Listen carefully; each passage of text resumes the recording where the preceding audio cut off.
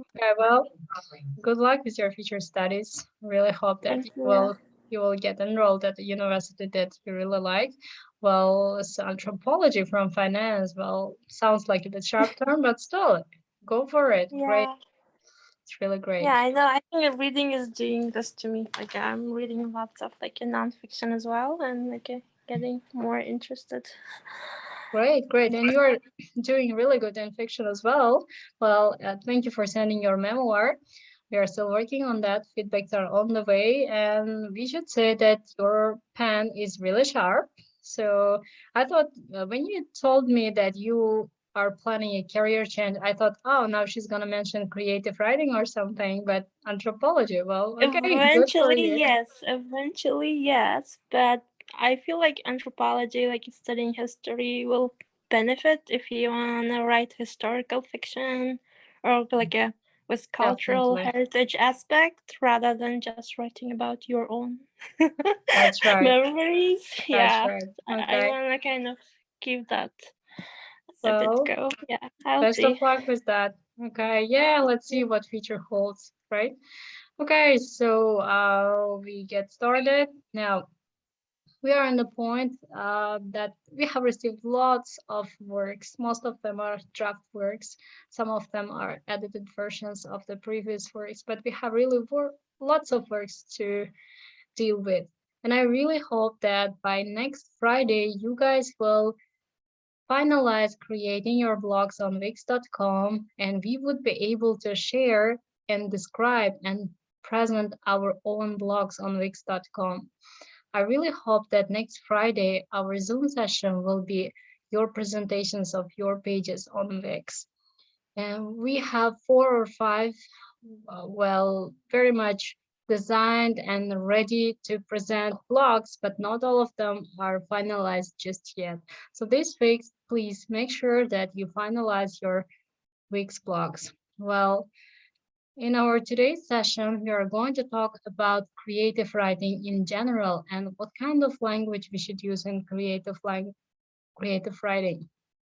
Because I have been asked many questions regarding the language difficulties that the writers are facing, and also some of the some of the participants were really struggling hard with the language. So today we will look at the language for creative writing in general and in memoir writing in specific. So we will see what kind of elements we can include, how can we make our writing better, and what are the tools to use to write better in the second language. Here the problem is you have a really good imagination going on in your mind, and when you start putting it down on the paper, on Microsoft Word, you realize that you are lack of words.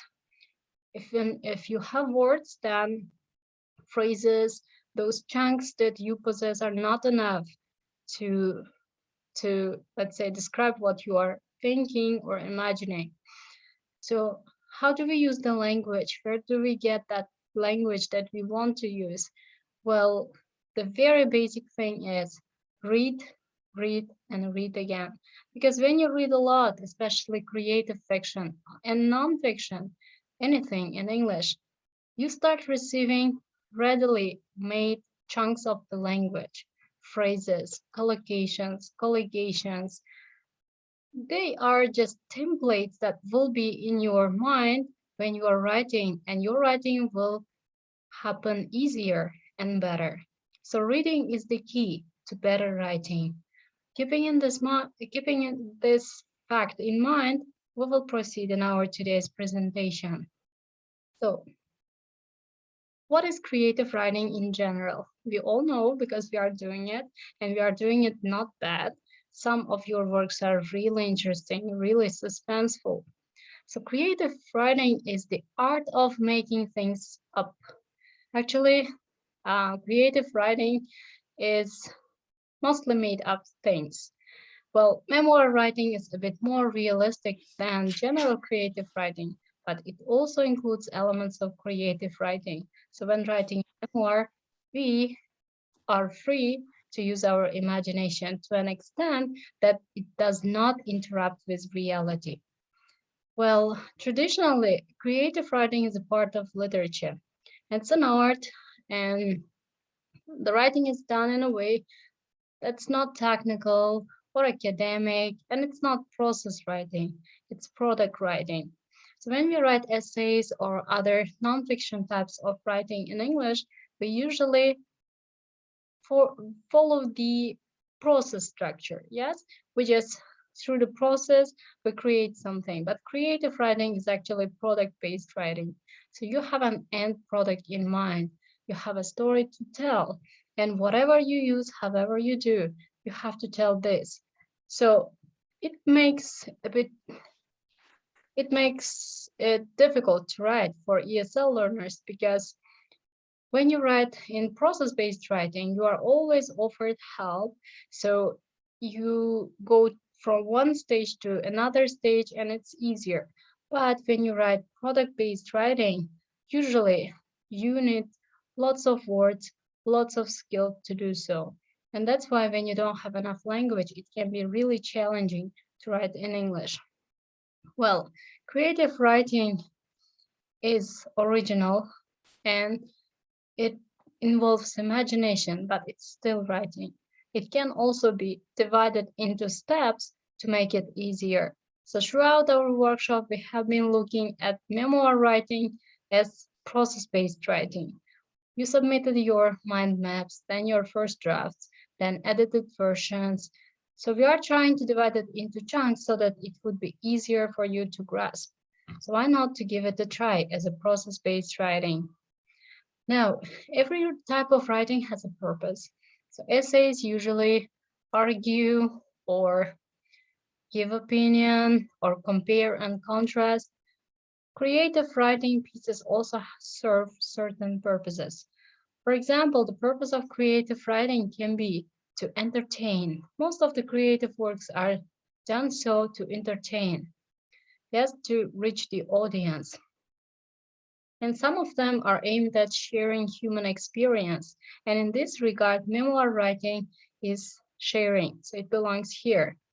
Well, some people express themselves through writing, so it serves different purposes, but all of these purposes has to do with human experience and feelings. Well, creative writers attempt to get the truth about humanity through poems, storytelling. And when expressing yourself through creative writing, when using your imagination, following the certain steps can help you to reach your purpose.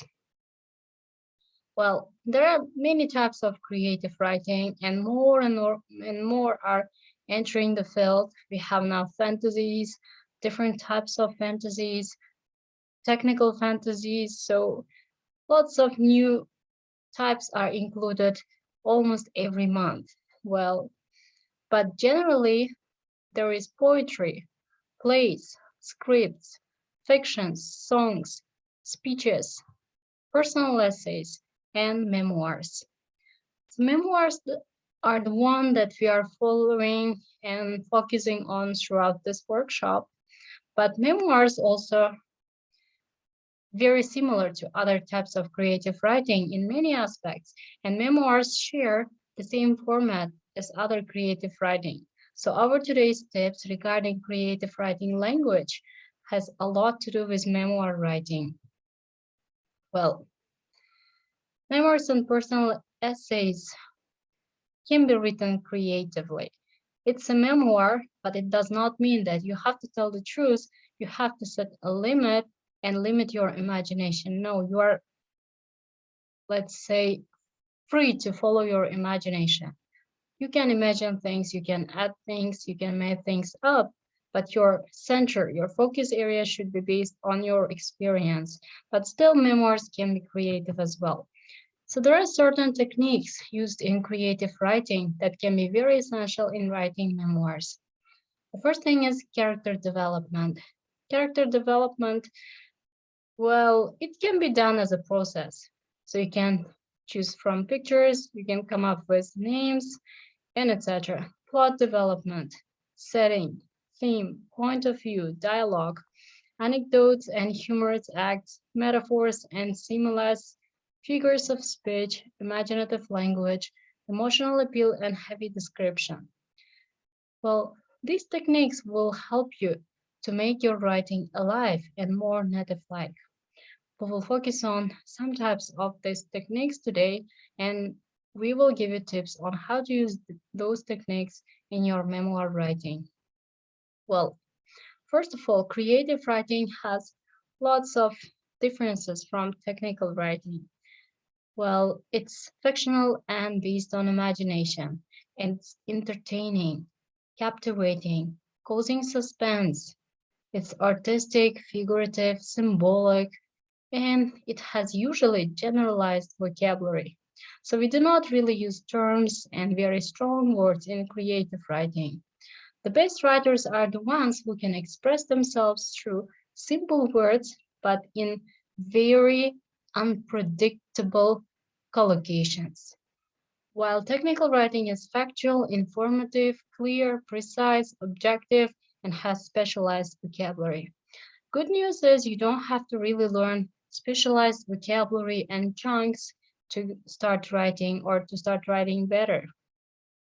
It's just enough to have general knowledge of the vocabulary, and you have to know this vocabulary in the context, in the chunks. And where do we get those chunks? By reading good books. Well, there are certain differences in the language that we write creative works and the language that we usually use as English language learners. So creative writing is mostly self-created. The idea may come from somewhere else, probably something ignited those ideas and you were inspired by some experiences or events, but it's not fact-based. That's why creative writing does not really have to include exact time and exact places if it's not historical writing.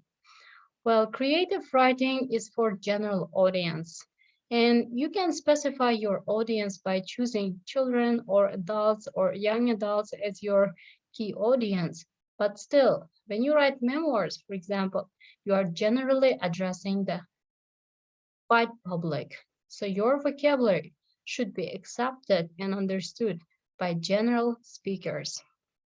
And creative writing serves the entertainment purpose. That's why boredom is not accepted here. Your writing should be as interesting as possible because suspense is one of the tools to keep your readers turn the page. Well, while specialized vocabulary is not needed in creative writing, it's really good to know slangs, evocative phrases that are usually very well perceived by your audience. Well, humor is the last ingredient that you should add to your writing if you want to make your writing very interesting. They are one of the most useful essences of creative writing, and they really make the attention of the readers focused on your writing and keep your audience for a longer period on the work. So when choosing a language for your writing, pay attention. Some of us come from ESP fields. So we have learned English for specific purposes, for finance, for economics. If we are teachers, we love lots of academic words, but when writing, reanalyze your language. Is your language really achieving the target? Are you sounding like a teacher? Or are you sounding like an economist in your memoir? Or do your words really express creative mind that you have? Well, academic writing is also different from imaginative writing in many aspects because academic writing usually very distant and imaginative writing is very close and warm. So we are going to take a look at some of the important details in creative writing now. One of the most important elements to that creative writing possesses is sensory details. So our very first tip is whenever you write creatively, add sensory details. It makes your writing really alive. So, what are the sensory details? Sensory details are five senses that we have, and sometimes we can use sixth sense as well. So, writer's ability to create a gripping and memorable story has a lot to do with five senses. How do we do it in writing? Sensory details include sight, sound, touch, smell, and taste. Writers usually use those five senses to engage the reader's interest. Well, if you really want that your readers turn the page and keep writing your works and you get many likes and shares, then you have to make sure that you are becoming a very sensory writer. When describing any event in your memoir, try to remember what did you exactly see, what you saw, what you heard, what you touched, smelled, tasted, how it felt against your skin, and etc. Adding this kind of details makes your language very sensory and very alive, which is essential in creative writing. Sensory details are used in any great story. So, next time when you write, think about your favorite movie or video game and try to remember what sounds did you hear? What kind of voice did the characters use in order to attract your attention? So, what did they taste? What did they touch? I'm sure that you would be able to clearly remember those scenes because sensory details are remembered for longer periods. So checking your language against sensory details is one of the good ways of editing your work. So sensory details give your writing a universal feel.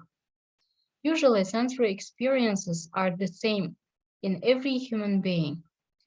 So if you touch hot water, you feel that your hand is burning, and the same happens to everyone. So when you give enough sensory details, your readers would be able to feel what you are writing. That's why sensory details makes it possible to convey your message and personally connect with your readers. And last note about sensory details. There is no one sense that's more important than another. It all depends on the scene that you are trying to create. So, however, the sight scene, what your character saw, usually can arm you with lots of, let's say, possibilities to describe the scene. So try to include all the scenes, all the sensory details, but the sight as a sense, of course, has the leading position in your creative writing. Now, we're going to take a look at some of the examples and see how sensory details made writing alive. This is a passage without sensory details. I went to the store and bought some flowers. Then I headed to the meat department. Later, I realized I forgot to buy bread. This writing sounds very dry. It has information in it, but it does not connect to your readers. It does not speak to your readers. So, how can we elicit these sentences? And how can we make these sentences more creative? If you have any ideas, you may try to edit the first or second sentence or any sentence, and you may send it in the chat. Are you able to edit this sentence? Just imagine that you wrote your memoir in that way, and I asked you to edit your language. How can you add sensory details in order to make this better? Well, if you want, you might just speak up and tell me if you have any ideas on how to make those sentences more alive and more connecting to your readers. For example, we can, good evening. Good evening. For example, we can add some description of flower smell, Okay, just how they were remake smelling the the sentence time. and read it. Let's see. How sharp is your pen? So please just read the sentence just follow what you said now. Add those details and try to. Okay. Okay.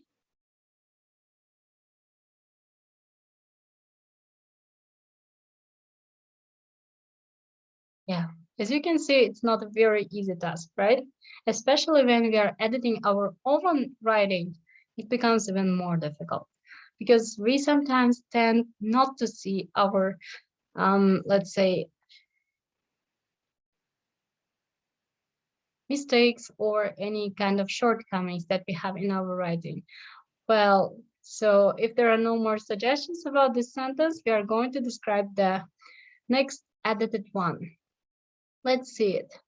Upon entering the grocery store, I headed directly to the flower department, where I spotted yellow tulips. As I tenderly rested the tulips in my rusty shopping cart, I caught a whiff of minty dried eucalyptus. So I added the fragrant forest green bouquet of eucalyptus to my cart.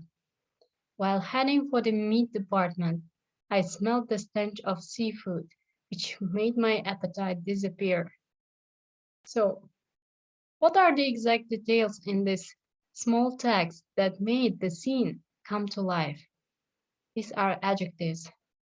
These are describing words and sensory details. What we saw, how we felt, what we smelled. This is how you can make your writing alive. So next time when you are editing your own work or when you are writing your very first draft, try to try to close your eyes and really see that scene in front of your eyes and describe it as you saw it. In this way, you will achieve your target and you will have very creative language that speaks to your readers. Well, thank you. Your suggestions were really interesting, Dulnavas. So you really directed to towards the right direction. Well, writing takes time. Now she has, for example, I head for the store and witnessed beautiful flowers who were dancing to the song of the wind. Very beautiful with extra details. And I think you should have to show the word beautiful rather than telling it. So rather than telling beautiful flowers, you may say flowers with petals like silk, something like that. That will make it, let's say, visible, not just described. But thank you, a very good example. Good. So next example is, well, okay, sensory details when mixed with adjectives creates a very established strong voice. And next thing that you should keep in mind when writing is imagery. So what is it and how do we use it? I think once we discussed imagery in very shortly, very briefly, I hope that you remember what it is. But before I turn the next slide, do you have any suggestions what imagery is? And do you use it in your writing? Yes or no? Or probably you use it and you don't really know that this is the term for what you are doing, right? I guess it's similar to like a sensory concept we were discussing, but it's more about like a visualizing, like seeing sense, yeah, rather than like all included. Very good, very good. Thank you, Drabo. Okay, so imagery is a language used by poets and novelists and all creative writers to create images in the minds of the reader. Just like Dilrabo said, it has a lot to do with sight, with one of the senses, rather than the combination of all the senses, right? Okay, imagery is a picture of occasion in our mind, I think. Very good, Dilnavas, very good suggestion. So you are right, nice one. So imagery is how readers see your writing. So when readers follow your work, they will create images or even videos in their mind. And this is called imagery. If your pen is sharp, if your language is strong, you will be able to create those images in your readers' minds. How do we, let's say, build this imagery in our writing? Through figurative language and metaphorical language. Well, now There are some examples of imagery in writing. We can use imagery with visuals. The night was black as ever, but bright stars lit up the sky in beautiful and varied constellations, which were sprinkled across the astronomical landscape.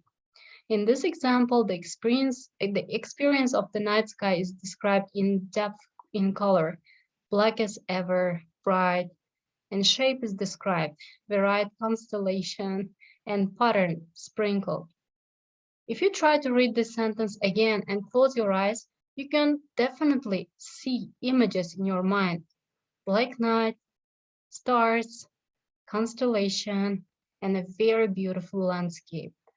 So if your writing is successful, if you are able to choose the right language, then your readers will see your writing through their mind's eye. So this is the main purpose of using imagery in creative writing. Well, we can use imagery using sounds. Silence was broken by the peal of piano keys as Shannon began practicing her concerto. Here, auditory imagery breaks silence with the beautiful sound of piano keys. Or imagery can be described using scent. She smelled the scent of sweet hibiscus wafting through the air, its tropical smell a reminder that she was on vacation in a beautiful place. Here in this example, the scent helps to describe the scene, which is relaxing, warm, and welcoming. And also we can use imagery about taste. The candy melted in her mouth and swirled of bittersweet chocolate and slightly sweet, but salty caramel blended together on her tongue. This in-depth description of candy's various flavors, the reader can almost experience the deliciousness directly. So in order to feel what imagery is and how powerful it is, I really recommend you to try this activity when you are alone. So when you are alone in a quiet place, close your eyes and try to imagine a lemon. So you open the fridge door and there is lemon, orange color, smelling very good. You touch it and it feels cold against your hand. You get this lemon, cut it with knife and put this piece of lemon in your mouth. Actually, the science proves that when you do it in details, your blood will will be in your blood there will be hormones released, the same as when you eat real lemon. So our imagination is so much powerful. If you imagine a very cold place, you feel that there are goosebumps in your hands, on your skin, everywhere. Or if you imagine that it's very hot, you may even make yourself sweat by the power of imagination. So imagination is this much strong.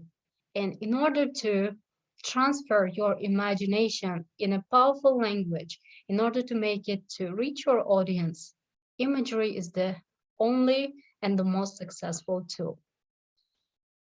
Okay, and the last is imagery using touch. This is the example just we have discussed. And here I will give you an example from the text. After the long run, he collapsed in the grass with tired and burning muscles. The grass tickled his skin and sweat cooled on his brow. In this example, imagery is used to describe the feeling of strained muscles, grasses tickle, and sweat cooling on skin. So with this kind of descriptive, imaginative language, you will make your readers feel your writing, be connected to you. And it's like communicating and talking with your reader. That's why imagery and sensory details are important parts of creative writing language.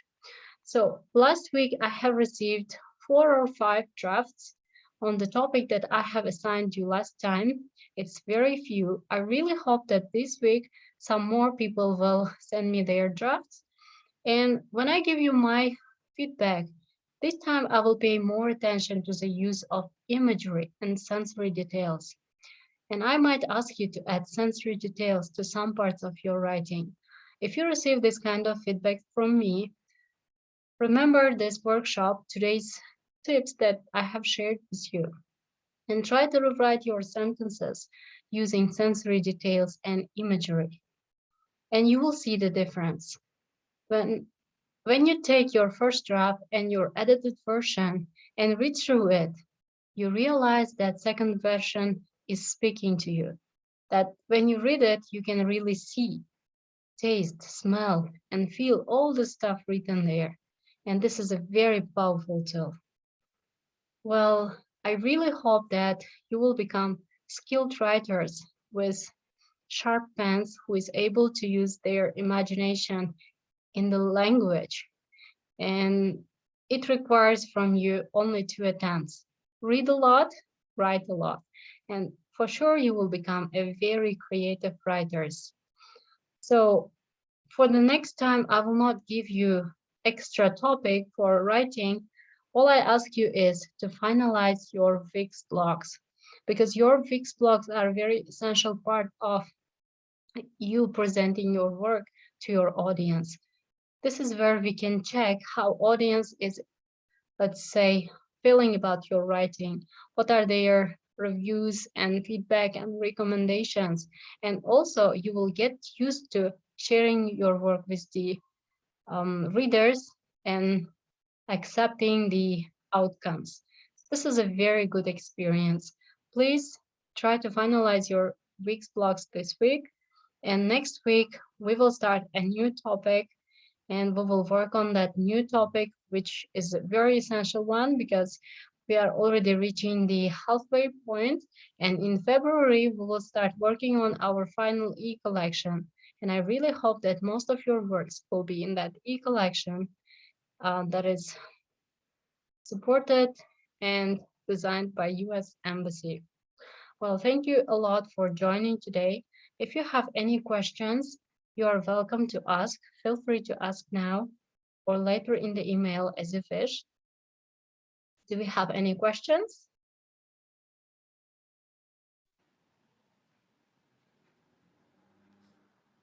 Well, there are so many questions and okay. So I think so far so good. Well, thank you then for joining today. And I really expect you to share your links for your Wix blogs this week. And later, no questions. Good. Okay. No question is not a good question, actually.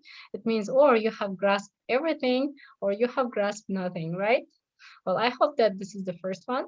And well, take your time, finalize your Wix blogs, and share the links in the group. If you have shared earlier, please try to share it again because it might get lost in, in lots of short messages.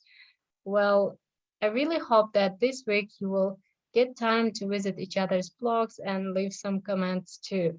So next week we will visit all the blogs and see how you have designed your very first corner of creative writing. Well, thanks for joining today. I will see you next week. Thank you, Miss Nargiza. Have a good weekend. Have a nice weekend ahead. Hi, Kate. You look tired. Well, thanks for joining, everyone. Take a good care of yourselves. I'll see you next week. Thank you.